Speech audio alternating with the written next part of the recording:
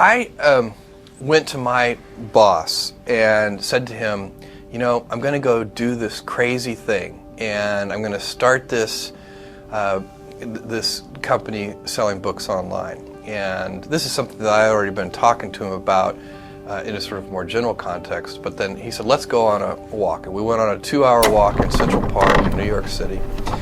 And the conclusion of that was this. He said, you know, this actually sounds like a really good idea to me, but it sounds like it would be a better idea for somebody who didn't already have a good job.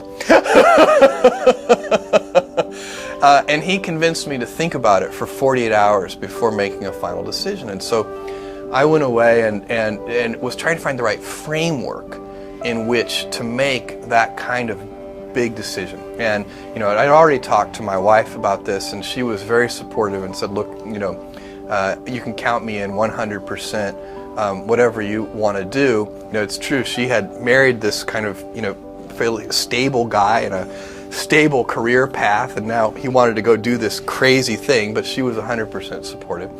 So it really was a decision that I had to make for myself. And the framework I found, which made the decision incredibly easy, was what I called, which only a nerd would call, a regret minimization framework. So I wanted to project myself forward to age 80 and say, okay, now I'm looking back on my life. I want to have minimized the number of regrets I have. And you know, I knew that when I was 80, I was not going to regret having tried this. I was not going to regret having wanted, you know, trying to participate in this thing called the internet that I thought was going to be a really big deal. I knew that if I failed, I wouldn't regret that.